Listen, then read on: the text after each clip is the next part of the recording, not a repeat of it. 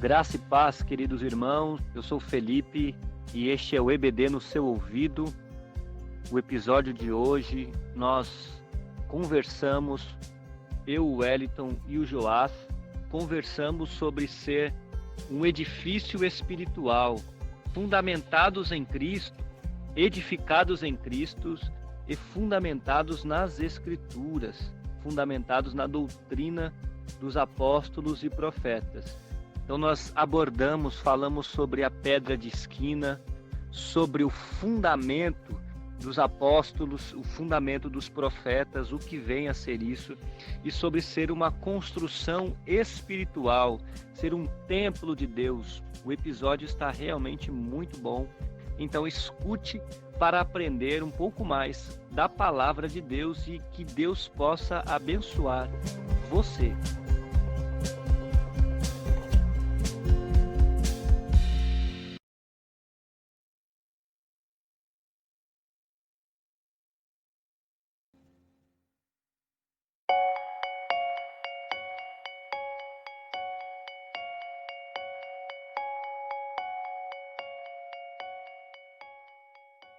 Paz do Senhor, Joás.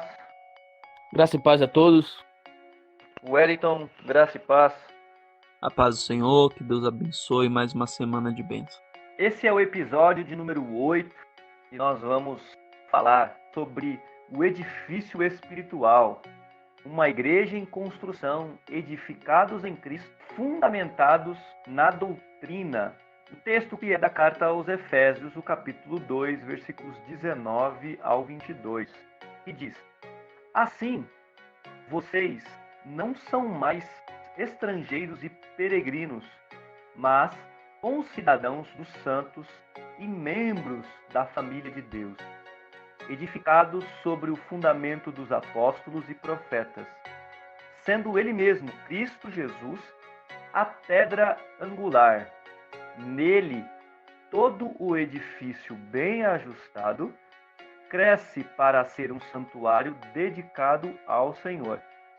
Nele também vocês estão sendo edificados junto com os outros para serem morada de Deus no Espírito.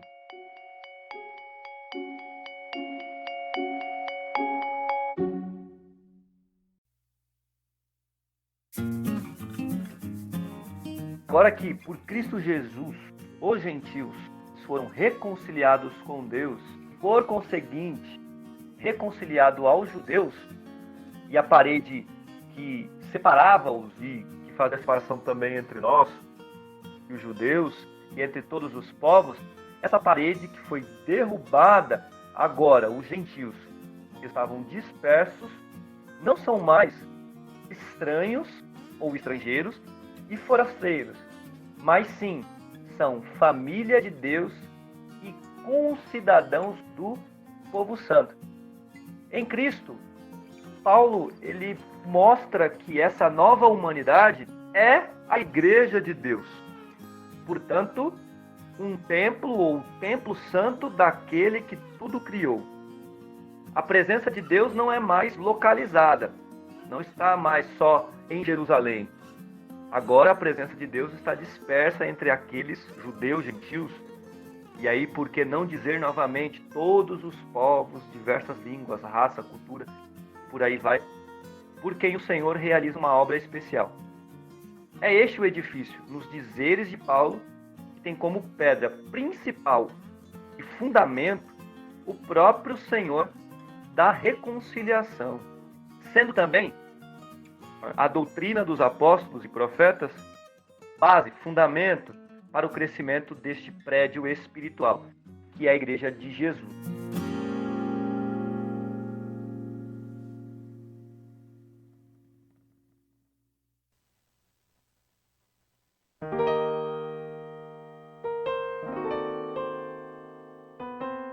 Wellington, pensando em edifício, em casa, em construção, como já disse, nós temos como base, como fundamento, como pedra principal a Cristo Jesus. Por favor, nos explique essa ideia. Muito bem. A título assim de introdução, se faz necessário nós pegarmos justamente o ponto que você trouxe aí do versículo, até puxando, fazendo recapitulando o que nós aprendemos no episódio anterior, onde nós usamos como referência as palavras de Efésios 2 e o verso 19, né, que lá fala que os que eram antes estranhos, estrangeiros, agora eles são concidadãos dos santos e membros da família de Deus, né? Usando isso como introdução, é importante a gente entender que tem uma palavra grega aí sendo utilizada, oikos, né? E esta palavra grega ela é usada para família no versículo 19, quando ela diz que agora os que antes eram estranhos e estrangeiros, eles são membros da família. E esta palavra ela tem um duplo sentido, né? Ela tanto pode ser usada no conceito de família quanto no conceito de casa. E a partir disso, né, facilita a transição para o assunto que passa a ser desenvolvido no nosso episódio de hoje, que é o assunto a respeito da metáfora, né? Até então ele estava usando a metáfora da vida familiar para tratar a respeito da comunidade cristã, né? E agora ele passa a usar essa metáfora mais no sentido de edificação, de edifício e de construção, né? E para nós entendermos com nitidez a ideia que Paulo ele vai nos trazer, é necessário nós voltarmos os nossos olhos para o templo físico, né? Construído em Jerusalém. O templo, no sentido do santuário judeu, quando nós olhamos para o Antigo Testamento, por exemplo, e a importância desse templo para a religião judaica. Nós olhamos para, por exemplo, o escrito de 2 Crônicas, 1 Reis, 2 Crônicas, a respeito do todo o processo ali de construção do santuário, do templo dos judeus, né? Salomão e a empreitada da construção do templo, você observa que aquilo era de extrema importância para os judeus. O templo, o santuário era algo tão especial para eles que quando você vai vendo os bastidores, o momento em que o templo ele passa ali para as etapas finais, a concretização da construção do edifício em si, o momento exato em que Salomão ele ora e ele pede que Deus realmente esteja sobre aquele lugar. As palavras da oração de Salomão elas são muito bonitas, muito profundas, quando ele ora e diz assim: Deus, quando nós estivermos em aperto e quando não houver chuva e quando acontecer as piores calamidades, peste, fome e qualquer outra coisa que venha afligir o teu povo, se o teu povo se reunir neste lugar, nesse espaço físico, se o teu povo se reunir nesse templo, se o teu povo se reunir nesse edifício, Senhor, por favor, atenda a oração deste povo. Os teus olhos estejam sobre este lugar, os teus ouvidos estejam atentos à oração deste lugar. E Deus responde justamente enfatizando isso. Quando nós olhamos, por exemplo, o texto específico de 2 Crônicas 7 e o verso 15, a resposta de Deus é: olha, Salomão, de hoje em diante os meus olhos estarão abertos e os meus ouvidos atentos à oração feita neste lugar. Ou seja, era uma aliança feita de Deus para com os judeus com relação àquele edifício, com relação àquele espaço físico, com relação àquele lugar específico, aquelas paredes ali. Então, era algo de extrema importância para o povo judeu, o edifício, né? Todo o propósito principal, tanto do tabernáculo de Moisés, que carregava ali, teoricamente, para eles a presença de Deus, proporcionar um lugar para o Santo de Israel, né? Agora já nós temos esclarecido na nossa mente que esse templo era o símbolo do exclusivismo de Israel como povo de Deus. Então, toda vez que nós pensamos em Israel, é sempre importante a gente desenvolver essa ideia, quando nós pensamos em Israel como povo de Deus e a exclusividade que eles tinham era a partir de uma aliança que o próprio Deus havia fechado com eles, né? E o templo era meio que o simbolismo desta aliança. O edifício, fisicamente falando, era meio que o simbolismo desta aliança. Já quando nós passamos para o novo concerto, para a nova aliança, nós vamos vendo as portas se abrindo, né? Nós já estamos trabalhando essa ideia desde o episódio anterior. Nós vamos ver as portas se abrindo e a partir de agora a gente não enxerga mais um exclusivismo dos judeus. Não há mais, olha, porque você é judeu e porque na sua cidade ou dentro da sua nação existe um espaço físico específico, você tem primazia diante de Deus. A partir de agora, essa situação muda, esse conceito muda. E o momento exato que a gente começa a perceber essa transição na Bíblia é quando nós olhamos para o diálogo de Jesus com a mulher samaritana, por exemplo. Você pega o texto de João capítulo 4, você vai ver que a mulher mostra ali justamente o pensamento que havia na época. Quando ela está em diálogo com Jesus, ela diz, Senhor, os judeus dizem que é em Jerusalém, os samaritanos dizem que é no Monte Gerizim. Então, onde é o espaço físico? Qual é agora o templo? Qual é o templo oficial aonde nós devemos considerar? E a resposta imediata de Jesus é, olha, não é nem lá nem cá, não é em Jerusalém, não é em Gerizim, mas aonde houver um verdadeiro adorador que adora o Pai, aí está acontecendo o templo sagrado. Aí nesse exato lugar, nesse exato momento, está constituído o santuário, o templo cristão. Então, a ideia de templo cristão, de edifício santo no Novo Testamento, e é isso que Paulo vem trabalhando agora em Efésios capítulo 2, né? O verso 20 é essa, que a partir de agora, toda aquela ideia que havia no Antigo Testamento de edifício, que havia no Antigo Testamento de templo, ela passa agora por uma transformação e a partir de agora não há mais um ponto específico, físico, aonde possa se dizer, olha, o templo sagrado é ali. Não, a partir de agora é trabalhada a ideia que ele mesmo diz, Paulo mesmo diz, em 1 Coríntios 3:16, quando ele diz assim, não sabeis vós que vocês são o templo de Deus e que o Espírito habita em vós?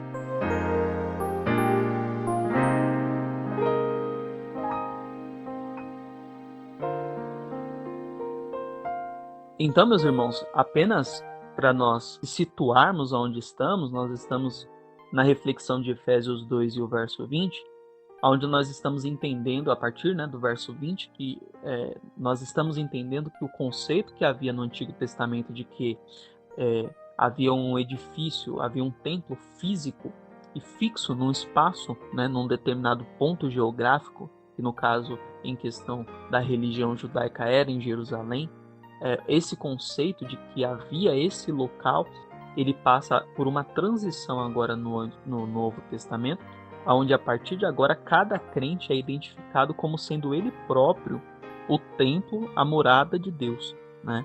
Então, a partir desse sentido, faz-se necessário a gente entender primeiro o que o próprio Salomão havia reconhecido quando ele faz menção no texto de 1 Reis 8:27, fala que o Altíssimo não habita, né? Ele usa, Salomão fala isso e depois Estevão vai reafirmar isso no seu sermão, que o Altíssimo não habita em templos feitos por mão de homens. Então, a partir de agora, cada um dos crentes, eles passam a ser um templo, uma morada de Deus. E aqui nós partimos avançamos, né, para um outro ponto de vista do nosso estudo de hoje, que quando nós já entendemos esse conceito de que Deus ele não se limita a um espaço físico onde o ser humano possa construir e dizer, olha, é aqui que Deus vai morar, nós trabalhamos duas ideias. A primeira é que nós, cada um de nós, enquanto crentes no Senhor Jesus, cada um de nós somos edifício e morada de Deus. Então, eu, crente, eu, Wellington, o Felipe, Joás, você que nos ouve, você a partir de agora passa a ser o templo, a morada, o santuário de Deus, certo? Nós somos o santuário de Deus. E nós, enquanto santuário de Deus, estamos em construção. É importante que isso seja dito. Nós estamos em edificação, porque o texto mesmo de Efésios, ele traz esse sentido. Quando nós lemos o versículo 21, diz que no qual todo edifício bem ajustado cresce. Esse cresce aqui, esse verbo, talvez o Felipe possa até dizer com mais propriedade, esse cresce do versículo 21, o verbo, ele traz a ideia de algo que está sendo feito, né, que está em atividade, que está em operação. Então, não é algo que o edifício cresce e foi interrompido, parou, mas é algo no presente, é algo que está sendo, está em processo de construção. Deus está adornando ainda esse templo. Não sei se o Felipe, que tem mais propriedade com a língua portuguesa, pode nos ajudar nessa questão. A ideia é justamente essa, de que é um processo que está em evolução, que está acontecendo, que não foi interrompido. Exato. Então, quando nós entendemos isso, que é algo que está rolando ainda, que está acontecendo, isso nos leva a meditar a respeito da ideia muito trabalhada pelo apóstolo Paulo, quando ele fala a respeito de suportar, de tolerar, de compreender, de carregar a carga um dos outros, porque já trazendo para um lado devocional e aplicando, né, esse ponto da nossa aula de hoje, quando nós falamos que cada crente passa a ser o templo e morada do Espírito de Deus, né, passa a ser o santuário vivo de Deus, e que esse santuário está em processo de construção, esse santuário está sendo edificado, o presente dele indica que a coisa ainda está acontecendo, isso nos indica, nos ensina que nós precisamos executar a tolerância, precisamos ter paciência, precisamos suportar cada um dos nossos irmãos, porque na pior das hipóteses, eu sempre gosto de fazer isso nas minhas observações, na pior das hipóteses, vamos trazer isso para a nossa realidade. Imagine você que mora aí na tua casa, no lugar onde você vive, e a tua casa, dentro da tua casa, passe a acontecer uma reforma. O pedreiro, sei lá, o marceneiro, qualquer outro profissional que trabalhe em edificações, comece a trabalhar dentro da tua casa. No período em que a reforma estiver acontecendo, vai haver um transtorno, vai haver poeira dentro da casa, vai haver ferramenta, talvez vai ter um transtorno, haja vista aquela placa tão conhecida que a gente vê em vários lugares, né? Desculpe-nos os transtornos, estamos em obras. Então, cada um dos crentes, né? Até, não sei se vocês já viram, existe até uma camiseta bem bacana, né? Que qualquer dia eu vou comprar essa camiseta, que é escrito lá, estou em obras, né? Desculpe, mas estou em obras. Então, nós estamos em obras pelo Espírito Santo. Então, quando diz que cada um dos crentes está sendo edificado, cada um desses crentes, eles estão em processo de construção, estão sendo adornados pelo Espírito do Senhor. Isso, quando nós olhamos para cada um dos crentes como edifício. Posso fazer um adendo nesse devocional? Sim, sim. Então, é muito importante isso que o Wellington disse em relação a estarmos em obras, porque nós precisamos ter um sentimento inicial, né, que Jesus, quando fala no Sermão do Monte, no capítulo 5, lá, em versículo 3, se eu não me engano, quando diz que bem-aventurado pobre de espírito, ele está dizendo de humildade, a humildade ali é o reconhecimento de que é um ser que precisa de Deus, do Espírito, e que reconhece que diante de Deus é pequeno, que não consegue sozinho ter um crescimento, e ele precisa. E aí o que eu quero dizer? Nós cristãos temos que entender que o Ed está dizendo é muito importante. Nós estamos em obras. E aí, trazendo o que Jesus disse, nós temos que ter total humildade para reconhecer que estamos em obras. E ser pobre de espírito é justamente esse conceito de reconhecer o quão pequeno é diante de Deus e que precisa ser construído ao longo da sua vida até chegar à estatura, como diz a Escritura, de varão perfeito. Ótimo, e é interessante quando a gente aprofunda um pouco mais esse assunto, a gente vai entender, essa é uma das razões pelas quais a Bíblia vai dizer que Deus resiste aos soberbos, mas dá graça aos humildes. Porque enquanto a pessoa ela tem uma posição de prepotência, de soberba, de arrogância, ela nunca vai se permitir ser adornada por Deus, ela ser trabalhada, ela nunca vai se permitir que Deus ele continue com o processo de construção na vida dessa pessoa. né? Então, quando nós olhamos para esse ponto de que nós somos constituídos casa e morada de Deus e que Deus está nos edificando, nós estamos em processo de construção, isso muda muito o nosso ponto de vista. Primeiro, desse ponto que eu coloquei, que nós precisamos ter tolerância com os nossos irmãos. Qualquer um dos nossos irmãos está sujeito a erros, a falhas, porque ele está em processo de construção, e nós também precisamos ter humildade suficiente para dizer que nós também estamos sendo aperfeiçoados no Senhor. O Senhor está trabalhando em nós, está construindo, está edificando. Então, muito dos meus da minha posição que eu tenho hoje, das coisas que eu sei hoje, a partir de amanhã pode ser que mude, pode ser que o Senhor me faça enxergar de outra forma, e eu preciso ter humildade suficiente para reconhecer isso, né? E quando nós pensamos, e eu estou falando isso no sentido individual, eu sou uma morada de Deus, cada um de nós somos, o Felipe é, o Joás é, cada um de nós somos a morada de Deus. Agora pensemos nisso no sentido coletivo também, porque a igreja, o grupo, né, a coinonia, ali a comunhão, a assembleia dos santos também é chamado a partir de agora de igreja, também é chamado de santuário, também é chamado de edifício de Deus. É por isso que a Bíblia diz que essa igreja tem como cabeça Cristo, e essa igreja também está em construção. O coletivo dos santos também está em construção. E aqui cabe também outro devocional, pelo fato de que muitas pessoas, com a modernidade, com o passar dos anos, muitas pessoas têm se distanciado da igreja, têm se distanciado do ajuntamento cristão, sobre o pretexto de encontrar falhas, de encontrar erros, de encontrar irmãos com problemas que às vezes a pessoa imagina que nunca deveria ver na igreja. A pessoa se afasta da igreja a partir desse pretexto. Eu fui na igreja X, na igreja Y, e eu vi tal situação, eu vi o irmão fulano agindo de tal maneira, e a pessoa ela se entristece e se afasta. E quando a gente analisa a Bíblia a partir desse versículo de Paulo, nós vamos entender que essa igreja também, o ajuntamento dos santos também, está em processo de construção, está em obras, está em edificação. Então, a igreja de Deus também está sujeita a esses transtornos da obra, né? Está também sujeita a esses transtornos de uma reforma que está sendo feita, porque ela também está sendo aperfeiçoada, né? Ela também está sendo trabalhada pelo arquiteto e construtor que é Deus. Perfeito. Então, em relação ao que você está introduzindo aí a respeito, né, do novo tempo, é bastante interessante nós enfocarmos aqui que o novo tempo, porém, os irmãos ficam sem ele, não é uma construção material, nem um santuário nacional, né? Nem tem um terreno localizado. É um edifício espiritual, quer dizer, a família de Deus reunida. Ele não está vinculando a edifícios sagrados, né? Mas sim a pessoas santas, a sua própria nova sociedade. Então, com esse povo, ele fez uma nova aliança solene. Deus vive nesse povo, individualmente e na comunidade.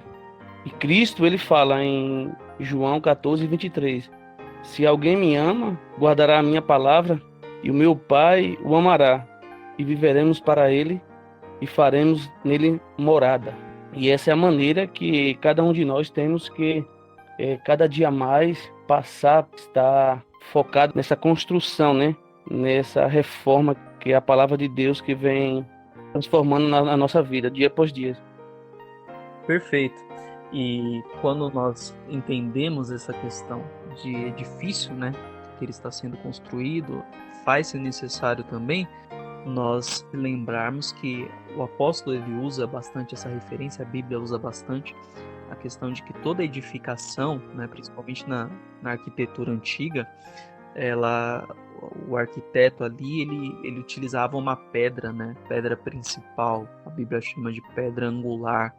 Ela era posta ali no canto, né, do prédio para sustentar o alicerce e firmar e unir toda a estrutura. Então, tinha ali aquela pedra que era a estrutura, o alicerce, né? Então, ela tinha esse objetivo, primeiro de trazer o fundamento bem fundamentado, né? Perdoe aqui a redundância, mas trazer a casa, a construção muito bem estruturada, né? E também manter as paredes em linhas certas, que até quando nós estudamos a respeito, há quem fale a respeito desse assunto e traga aqui um paralelo com o texto de Mateus 7:24, quando o próprio Jesus diz que o homem que ouve essas minhas palavras será comparado ao prudente que edificou a sua casa sobre a rocha, né? Porque a ideia ali é que a casa edificada sobre a rocha é uma casa muito bem estruturada, de forma que qualquer tipo de intempérie que venha, qualquer tipo de dificuldade que venha, ventos, tempestades, enchentes, etc., não vai abalar a estrutura daquela casa, porque ela está muito bem fundamentada em cima de uma pedra, em cima de uma rocha firme. Então a ideia de que nós também, enquanto construção, temos uma pedra principal. E qual que é essa pedra principal? Qual que é essa rocha? É Cristo, né? Então tudo isso volta-se a partir de agora. Toda essa ideia que nós estamos trabalhando, avançamos um pouco mais e chegamos ao ponto de que Cristo é a pedra principal. E toda vez que eu me volto para esse texto de que Cristo é a pedra principal, eu sempre me vejo no seguinte cenário, né? Na minha mente, o seguinte desenho ele aparece, de que Cristo, ele é, para nós aqui na nossa cultura brasileira, quem já acompanhou, acho que todos nós aqui já acompanhamos, seja você construir tua casa, seja quem já precisou trabalhar ou trabalha na área da construção civil. Não sei se hoje existe algo mais moderno, né? Não sei se existe algo mais moderno, mas eu me lembro que às vezes em que eu já acompanhei um pedreiro trabalhando, um construtor edificando uma casa, ele usa muitas técnicas para manter, por exemplo, as paredes alinhadas. E uma delas é um instrumento que eles utilizam chamado prumo. Os senhores já viram prumo, certo? Prumo, aquele tem uma parte grande, tem uma linha, um cordão, tal. Já viram esse? Tem um negócio pesadinho na ponta, já viu, Joss? Sim, Sim, isso aí sim. É E clássico, né? a questão também, não só o prumo, como o esquadro, né? Isso, Se você for ver bem, a pedra angular, se muitos irmãos for ver o significado, ela dava ligação entre um lado e o outro. exato, Se ela não tivesse no esquadro, as paredes assim não podia ficar bem firmada, bem estruturada. Então, aqui dali perfeito, era importante. Ali é o princípio, ali é o início, né? Se essa pedra exato, não estiver edificada, assentada da maneira certa, no esquadro, a sim. construção, o tempo pode a cair, né? Demolir. Sim, e aí você pega, por exemplo, uma pedra é colocada como principal ali, uma viga, né, uma coluna, que seja, tal. E ali o construtor ele usa o prumo, o esquadro, como o João está colocando, e ali no esquadro ele mede, ele verifica se a parede, cada lado está alinhado, se tem algum desajuste, se tem algum tijolo, né, algum bloco fora da linha, fora do alinhamento. E eu me lembro das vezes em que eu já acompanhei esse tipo de serviço, quando o pedreiro ele batia o prumo, né, ele coloca ali o prumo para ver o alinhamento da parede. Se por um acaso ele identificar qualquer um dos tijolos fora de alinhamento, o que ele fazia? Não sei se vocês já viram essa cena. Ele pegava ali a colher de pedreiro, virava ao contrário o cabo da colher, ele pegava e dava uma batidinha no tijolo para o tijolo voltar para a posição certa, para o tijolo voltar para a linha afiada de bloco ali e a parede subir na linha certa, tá totalmente alinhada. Então, quando a gente desenha essa cena na nossa mente, a gente entende que Cristo é a pedra pela qual a linha é esticada, Cristo é a pedra pela qual o prumo é colocado, o Espírito coloca esse prumo ali, e a partir de Cristo é que a parede cresce, a partir de Cristo como a pedra angular é que a parede sobe, é que a parede é edificada. Então, cada um dos crentes, a partir de agora, ele não deve, porque existe muito essa cultura entre nós, é do ser humano isso. Ele sempre tenta se medir a partir da conduta do outro. Então, se você observar o que os fariseus faziam, quando você olha a oração, fariseu e publicano, o fariseu pegava e dizia: Senhor, graças te dou, porque eu não sou igual a esse, eu não sou igual a esse homem pecador, publicano, etc., né? Mas eu dou meu dízimo. Então ele estava colocando o prumo a partir do outro, do vizinho que estava do lado. E aí tá errado.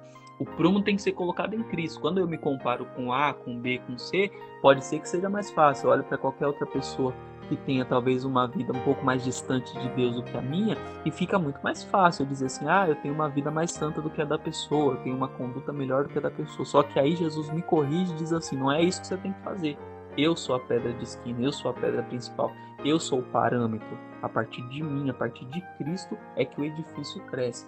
Nós vamos continuar entendendo o amadurecimento dessa ideia, desse alicerce que é lançado, dessa pedra angular, essa pedra de principal que é lançada, quando nós entendemos quem trabalha, quem continua lançando, quem lança essa pedra, né? Os apóstolos, os profetas, eles vêm e lançando esse fundamento da pedra e da estrutura como a pedra angular, a pedra de esquina.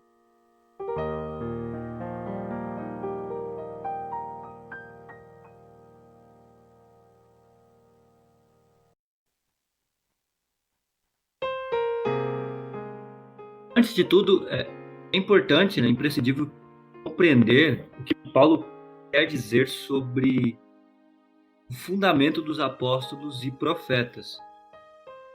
Primeiro a gente tem que colocar que Paulo ele não entra em contradição com o que disse lá em 1 Coríntios, no capítulo 3, versículo 11, quando ele diz que porque ninguém pode lançar outro fundamento além do que foi posto, o qual é Jesus Cristo. É importante a gente entender isso, né, porque algumas pessoas podem pensar que há contradição nos dois textos bíblicos, tanto no texto da carta aos Efésios, aqui no capítulo 2, como no texto de 1 Coríntios, no capítulo 3, versículo 11, em que ele fala sobre ser o fundamento, os apóstolos e profetas. Na ocasião de 1 Coríntios, Paulo está falando sobre si mesmo e outros construtores, que não podem alterar o fundamento, ou seja, aqueles que pregam o evangelho, eles não podem colocar outro fundamento que não seja o próprio Cristo Jesus no evangelho. Já no texto de Efésios, Paulo ele faz uma referência às pedras que foram colocadas na construção deste edifício. Isto é, lá em 1 Coríntios ele fala que Cristo é o fundamento e ninguém pode alterar esse fundamento. E aqui ele está falando sobre as pedras que são conectadas, e aproveitando a metáfora que o Wellington usou sobre a construção da casa, sobre a pedra, sobre o pedreiro e tal, a linha que é colocada sobre essa pedra, aproveitando isso, é que a gente entende bem esse sentido. No texto da carta aos Efésios, Paulo está falando justamente a respeito disso, a respeito de pedras que foram colocadas no alinhamento do fundamento que é Jesus, a pedra principal que é Cristo. Então, a pedra principal que é Jesus foi colocada, ela serve como base, como parâmetro para as outras pedras, que é a referência de Paulo aqui, nesse edifício espiritual que está sendo construído, as outras pedras sejam alinhadas. Onde entra aquela discussão que a discussão teológica que Pedro fala que Pedro é a pedra. Algumas pessoas pensam que a pedra é Pedro, outras pensam que a condição de Pedro, que Jesus é o Filho de Deus vivo, e outras, entretanto, compreendem que a pedra é o próprio Cristo. Então a gente vê essa discussão. Certa vez Jesus falou para Pedro: Tu és Pedro, e sobre esta pedra edificarei a minha igreja. Muitos não entendem, porque o significado de Pedro é Petros, e pedra é Petra. Petros é um fragmento de pedras, e Petra é a rocha inabalável. Então, Petros deriva de Petras, e não Petra deriva de Pretos. Assim como Cristo não deriva de cristão, mas cristão deriva de Cristo, né? Porque Jesus afirma que Pedro é um fragmento de pedra, mas sobre ele, sobre Cristo, a Petra, a rocha inabalável, a igreja será edificada. Então Paulo ele entende com clareza: a igreja não poderia estar edificada sobre um homem, seja ele quem for, porque nós, homens, depois da queda, temos nossas próprias fraquezas, somos vulneráveis, sujeitos a quedas, as condições e outras condições assim. Mas a igreja é edificada em Cristo, Estamos edificados em Cristo. Então, Cristo é a verdadeira pedra angular, né? Para sacramentar isso, é importante, né, nós lembrarmos do texto, lá no próprio texto, né, Jesus ele está fazendo a explicação de acordo com a referência Pedro sobre Jesus ser o Cristo, Filho do Deus vivo. Né? Sacramentar, além da questão linguística aí, de Jesus está se referindo a ele como pedra e não a Pedro, né? Como pequena rocha, nós sacramentamos aí porque a afirmação está baseada no que o próprio Pedro disse do próprio Jesus.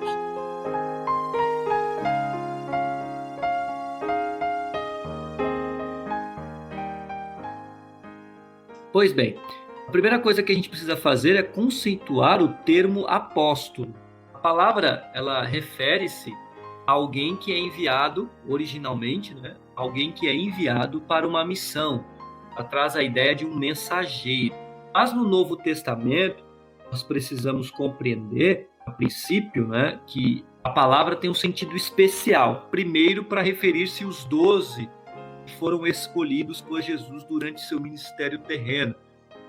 Se encontra lá em Mateus capítulo 10, versículos 2 ao 5, Marcos capítulo 3, Lucas capítulo 6, onde nós temos ali o momento de escolha dos 12 apóstolos dentre os discípulos de Jesus ali. Ele escolhe 12 que são chamados especialmente os apóstolos, né? E no texto de Mateus, tendo Jesus chamado os seus 12 discípulos, deu-lhes autoridade sobre espíritos imundos para os expulsar e para curar todo tipo de doenças e enfermidades.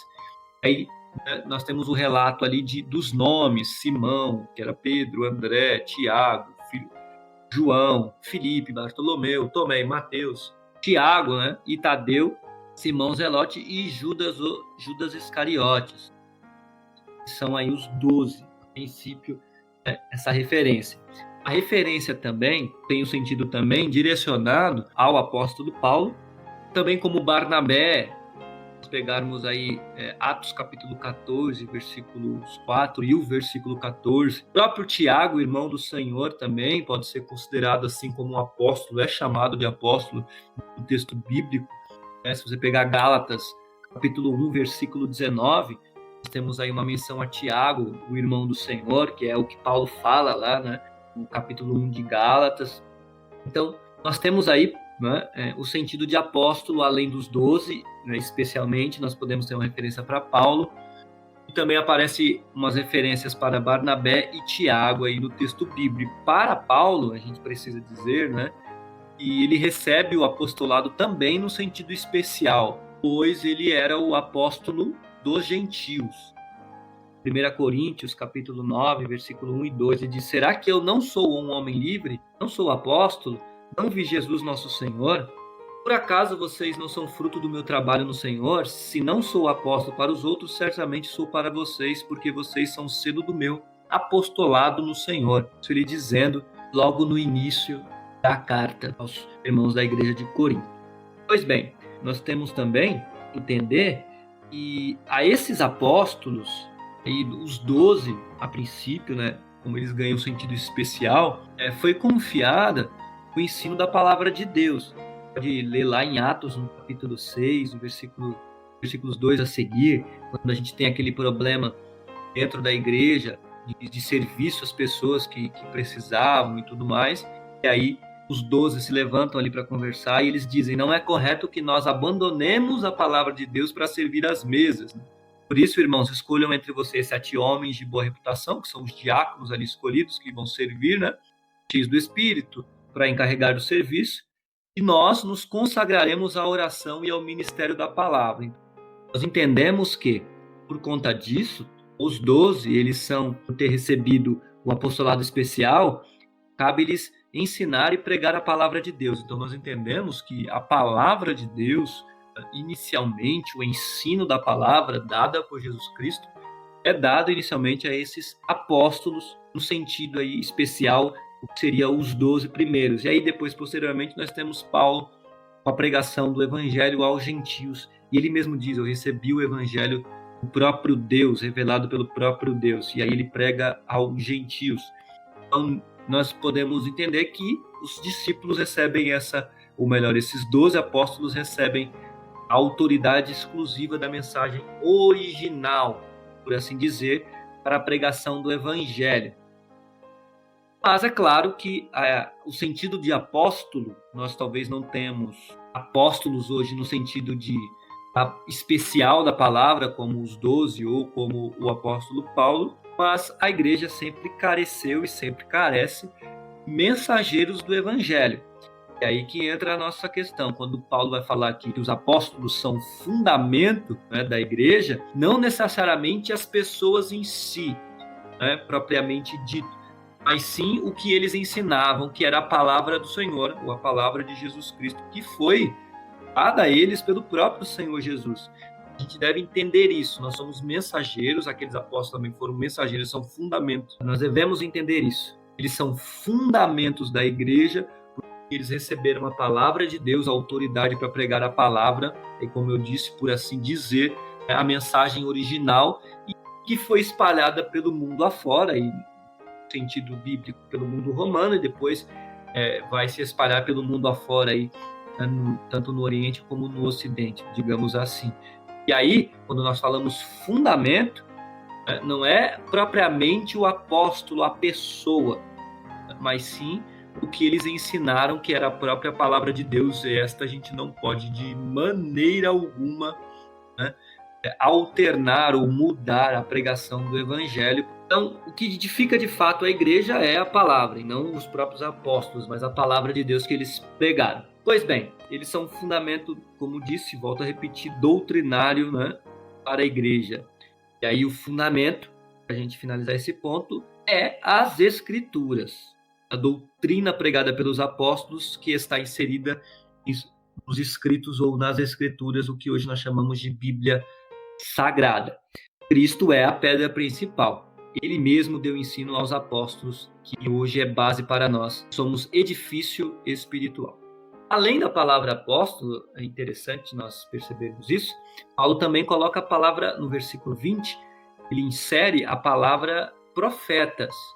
E aí, o texto ele pode trazer uma interpretação ou interpretações divergentes. Por exemplo, algumas pessoas podem acreditar que a palavra profetas aí refere-se aos profetas do Antigo Testamento.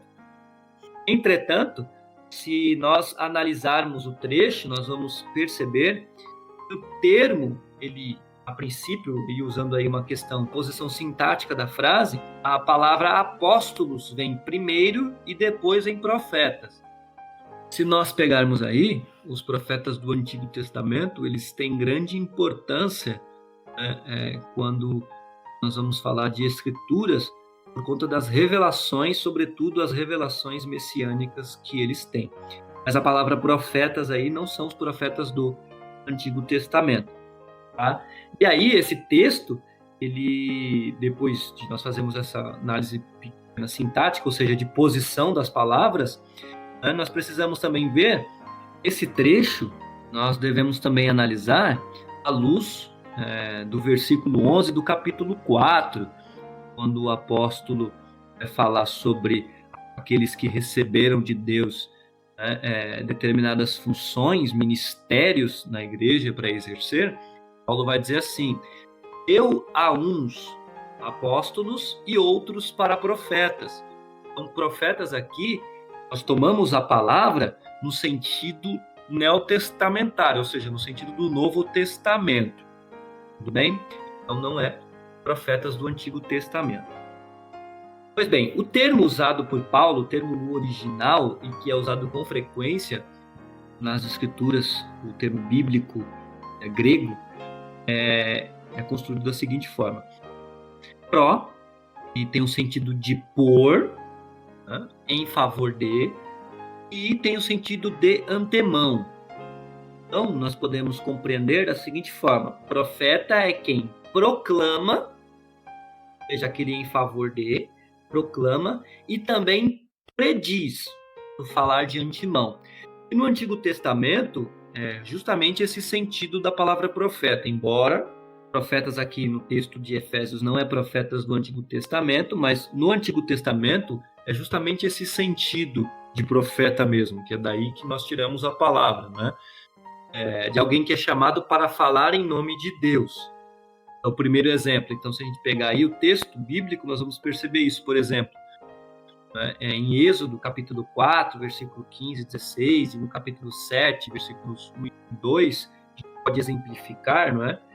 O próprio Deus, quando Moisés faz a indagação de que não consegue falar e tudo mais, o próprio Deus vai dizer para Moisés que o irmão dele, Arão, ele será como se fosse a sua boca e você será para ele como Deus. Ou seja, ele fala em nome de Deus.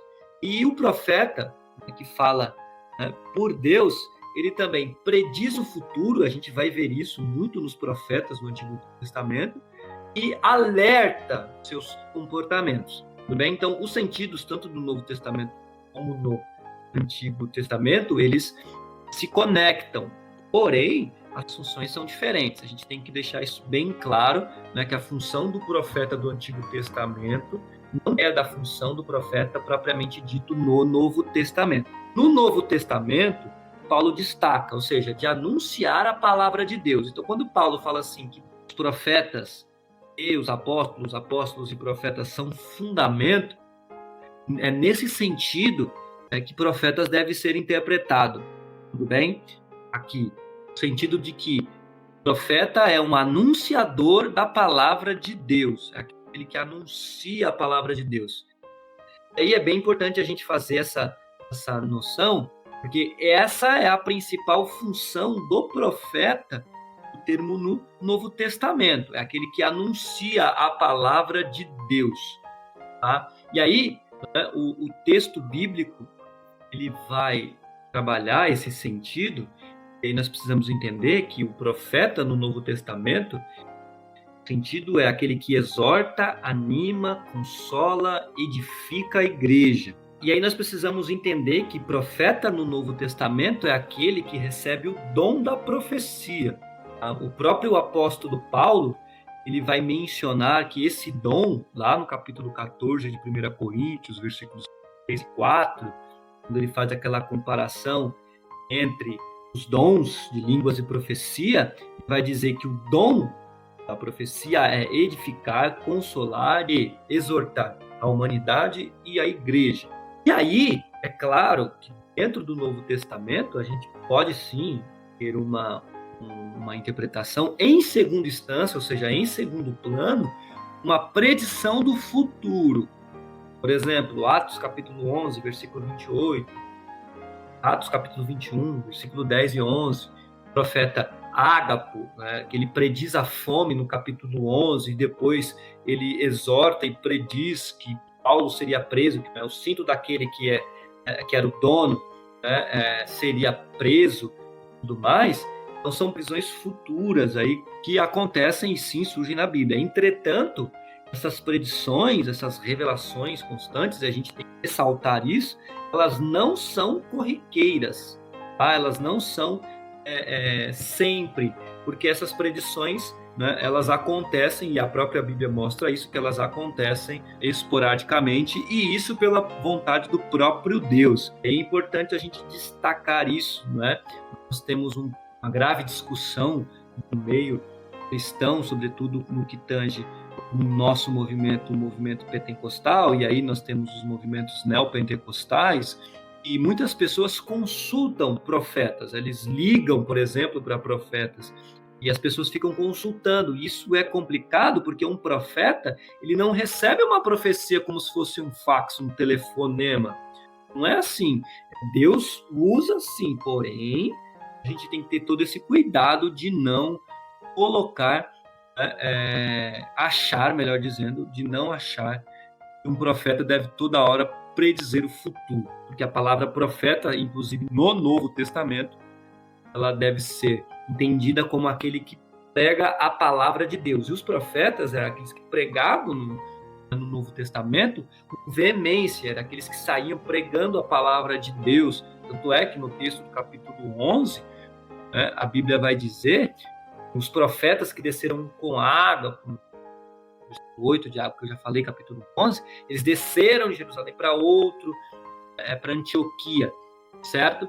E aí eles, num momento de oração, eles têm ágapo, tem a previsão aí, a revelação do próprio Deus a respeito do que poderia acontecer, a fome que viria a atingir o Império Romano na época. E aí é bem importante a gente fazer isso, e aí eu me arrisco, né? E eu ouso dizer, todo o profeta deve conhecer profundamente a palavra de Deus. Pessoa que se autodenomina, que eu já acho estranho alguém se autodenominar profeta, mas tudo bem. Pessoa que pode se dizer profeta, ela tem que ter ciência de que ela tem que conhecer a palavra de Deus, correto? Para fechar aqui, o pastor Elienay Cabral, pastor das Assembleias de Deus, ele vai dizer que nenhuma profecia pode acrescentar outra verdade que não tenha base nas Escrituras. Então, volto a dizer, o profeta ele tem que ser exímio conhecedor da palavra de Deus, e não só conhecedor, praticante dela, e que seja amante da palavra de Deus no sentido de viver pela palavra de Deus. Pois bem, aproveitando isso, né, e dizendo que a pedra principal é Jesus e o fundamento, e aí é isso que nós devemos deixar claro, o fundamento dos profetas e apóstolos, que é as Escrituras, que é a palavra de Deus, nós podemos então entender que a partir desse fundamento ele vai construir um templo, uma morada para o Deus Altíssimo. Correto, Joás?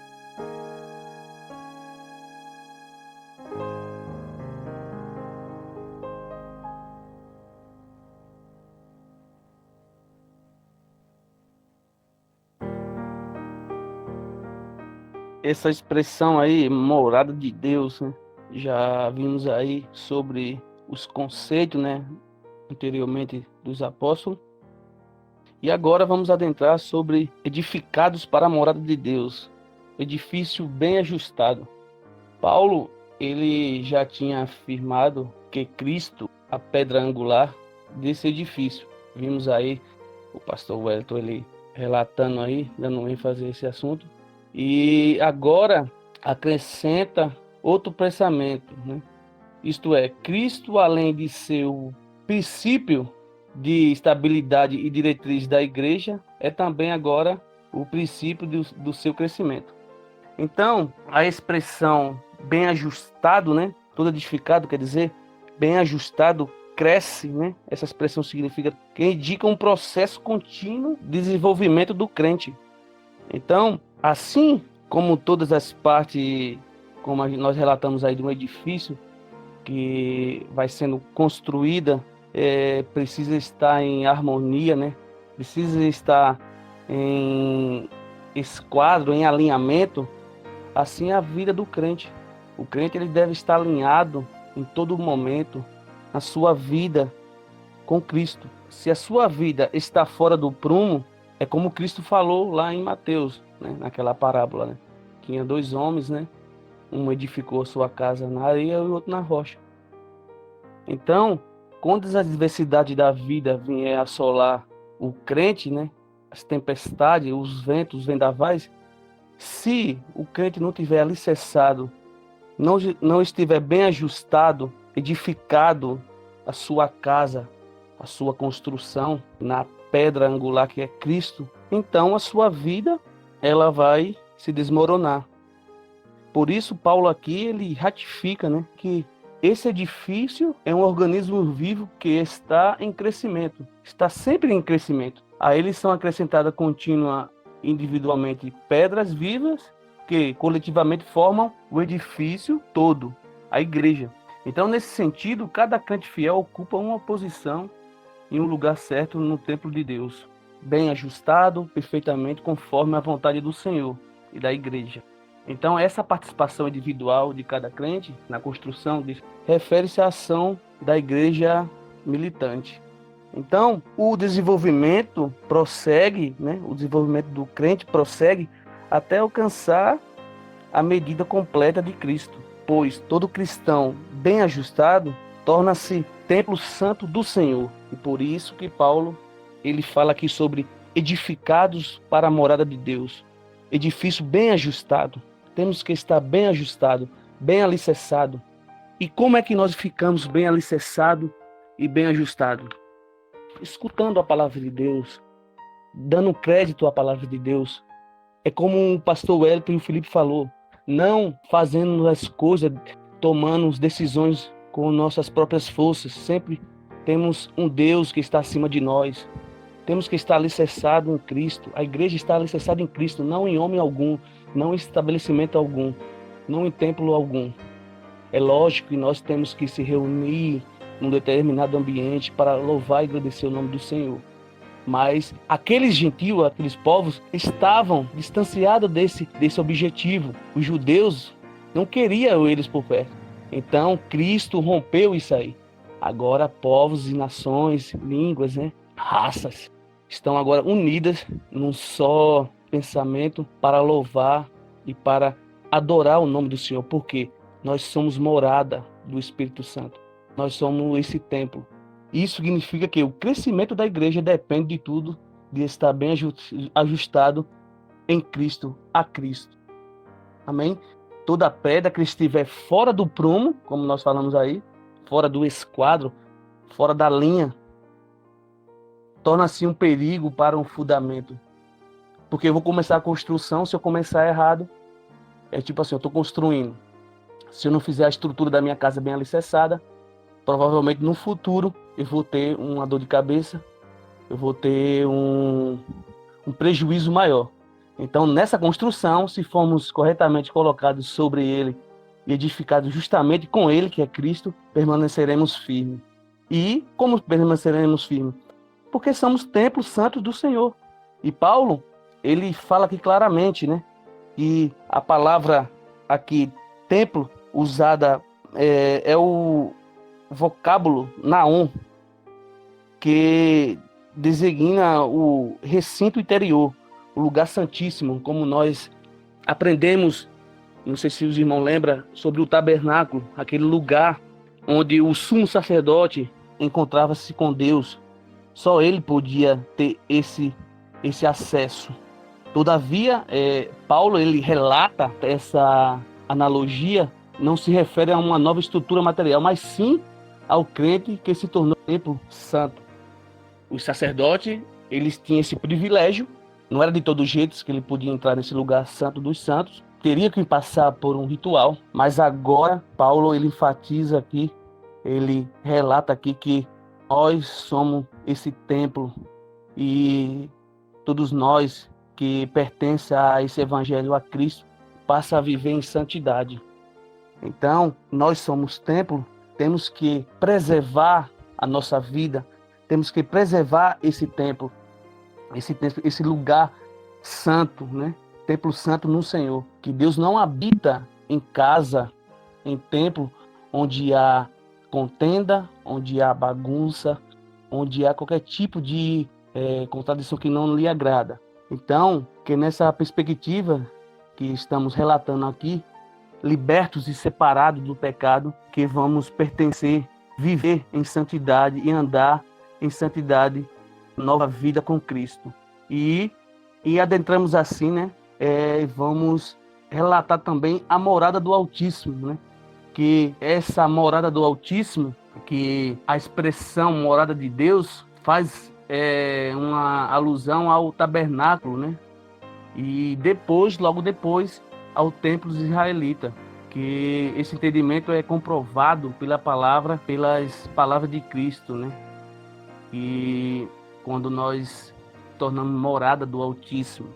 No Antigo Testamento, como eu já falei aí, ele faz essa alusão à morada e indicava um lugar de comunhão com Deus. Esse lugar que ele tinha uma comunhão, uma restrita comunhão com Deus, que se tornou o templo santo dos santos. Isso indica que Deus habita em nós por meio do Espírito Santo. E é interessante essa ideia que você está falando a respeito de que Deus, o Espírito de Deus passa a habitar dentro de cada crente, Nós somos feitos morada de Deus. E aí você falou muito bem a respeito do fato de que Deus ele não habita em um templo onde há coisas que não sejam do seu agrado, contendas, etc. Você deu alguns exemplos aí.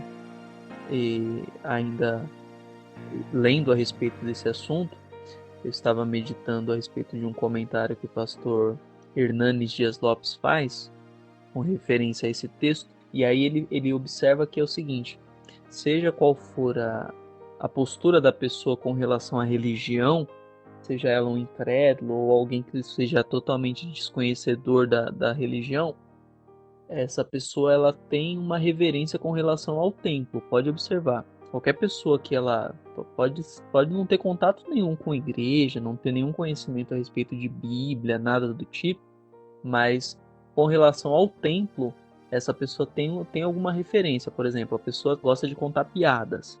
Quando chega na igreja, por si só, sem ninguém falar, dentro de um templo, a pessoa ela mesma já se conscientiza que ali não é um lugar para contar piada. As pessoas têm o hábito, por exemplo, chega dentro da igreja, tira o boné, tira o chapéu, sei lá, pessoal um pouco mais antigo, não pode fazer isso dentro da igreja, tal, porque ela tem uma reverência por aquele espaço ali, espaço físico. Então, aí quando você traz isso para a ideia do Novo Testamento, de que o templo de Deus, ele é santo e Deus não habita em qualquer templo, por conta dessa reverência, nós também precisamos ter essa ideia de que precisamos também reverenciar a habitação de Deus em nós, né? Então, se Deus habita em nós também temos que ter essa reverência e consequente santidade, de que não tem como Deus habitar em um templo em conjunto com o pecado, em conjunto com coisas que sejam divergentes com a sua palavra. Isso mesmo. Né? Mas é interessante que, aproveitando isso, essa questão de ser templo, morada do Altíssimo, e aproveitando aí que nós estamos falando sobre isso, sobre ser templo, que agora não é mais o tabernáculo, a presença de Deus não está num local físico, sim, né, na pessoa que em Cristo foi salva, e esta tem o Espírito Santo. É interessante que o Wellington falando sobre a pessoa fora do templo, ela pode ser piadista, brincalhona, e quando ela entra dentro do templo, ela tem uma certa reverência interiormente. E aí isso nos traz, né, a reflexão de que nós, como templos, não temos que, a princípio, nos preocupar, e não nos preocupar, mas no sentido de fazer sobressair o exterior, e sim o interior.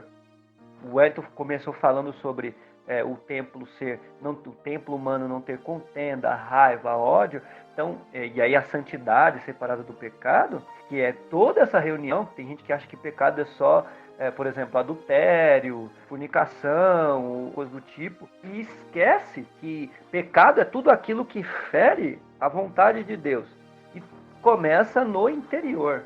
No interior é que há o pecado. E aí a preocupação inicial é com o templo interior, porque o exterior, conforme o interior vai sendo transformado, o exterior vai refletindo aquilo que está sendo feito no interior.